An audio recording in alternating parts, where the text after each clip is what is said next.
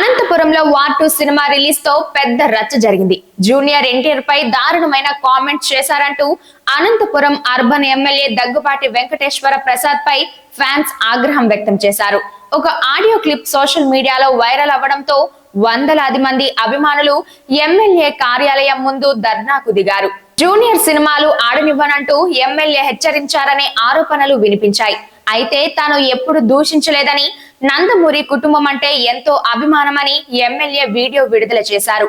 Fake audio వీడియోలు సృష్టించి ప్రచారం చేస్తున్నారని స్పష్టం చేసిన ఆయన ఫ్యాన్స్ బాధపడి ఉంటే క్షమించాలని కోరారు.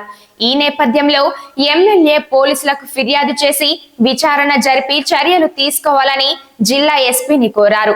ప్రస్తుతం అనంతపురంలో ఉద్రిక్త పరిస్థితులు నెలకొన్నాయి. ఫ్యాన్స్ మాత్రం ఎమ్మెల్యే బహిరంగంగా క్షమాపణ చెప్పాలని డిమాండ్ చేస్తున్నారు.